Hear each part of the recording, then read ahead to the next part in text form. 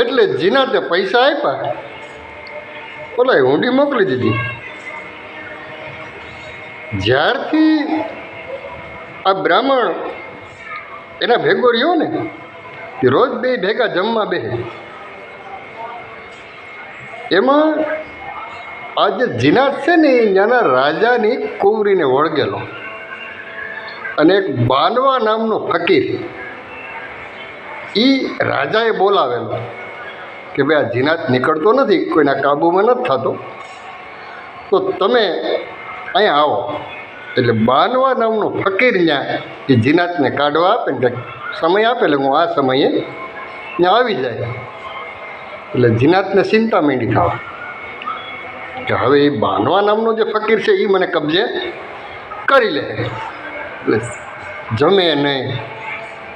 એટલે બ્રાહ્મણ પૂછે કે તમે ખાતા નથી, હમણાં હું મૂંઝાણા છો, મને તો વાત કરો.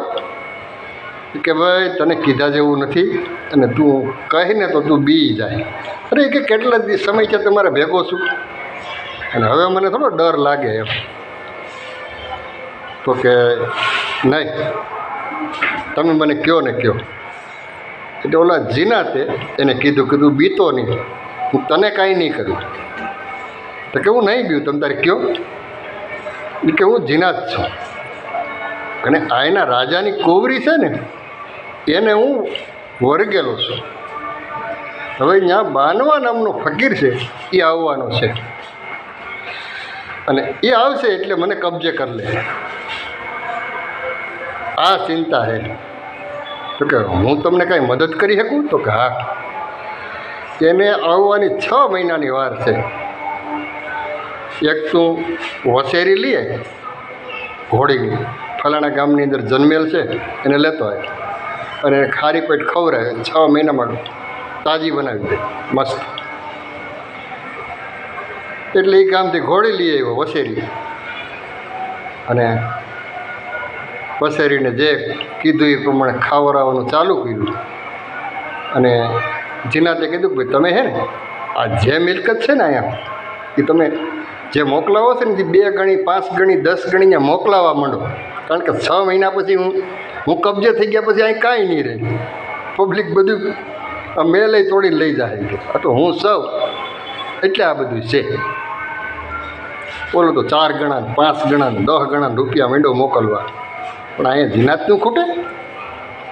જો તમે 6 મહિના વયા ગયો, 6 મહિના પૂરા થવાના છે. એટલે જીનાતે કીધું કે હવે એક કામ તું કહે, ઘોડું કમ્પ્લેટ તારાથી ખેલવાઈ જાય કે હા, હવે એક રાજાનો પોશાક બનાવી લે અને પહેરી લે, અને એક કુયડી લઈ લે.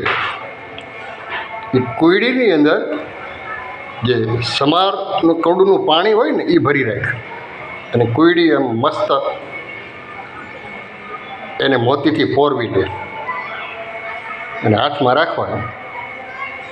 અને જ્યારે તારે આ રાજાનો પોશાક પહેરી લેવાનો, હાથમાં કુયડી રાખવાની, અને ઘોડા ઉપર આવવાનું.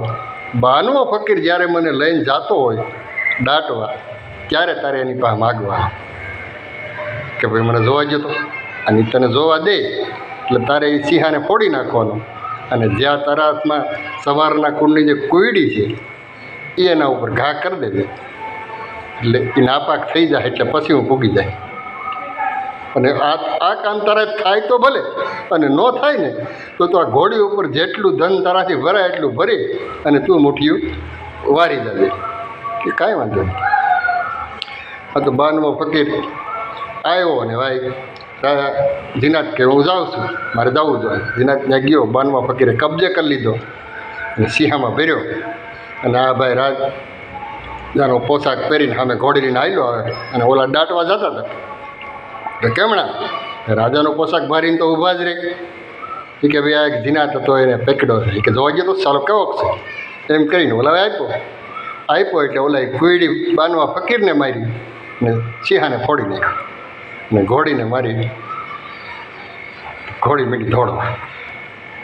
એ જીનાતે અહીંયા બગીચે અને બ્રાહ્મણે બગીચે 2 ભેગા થયા કે હવે તો કે હવે કાંઈ નહીં, હવે તું ખુશીથી જા, મારી ઉપર ખતરો નથી, પણ ત્યારે તારે મારી કાંઈ પણ જરૂર પડે ત્યારે એને શરીરના રૂવાડા આપ્યા અને કાલે એક રૂવાડું હરગાવજે એટલે હું હાજર થઈ જાય. પછી તો એ ત્યાં ગયા અને જે મિલકત મોકલી હતી એ જે વાણીઓ છે એ પચાવી લે છે અને ત્યારે એ એક વાડ હરગાવે અને જીનાત આવે અને પછી જીનાત રાતે વાણી અહીંયા જાય અને માઢિયા ઉપરથી પગ બે લાંબા કરીને બેની છાતી દબાવે વાણિયાની અને વાણીઓ પછી સવારે એને બધું ધન પાછું આપી દે. આવી રીતની આ વાર્તા છે. કેવી લાગી? હર હર મહાદેવ. જય અલગ ધન.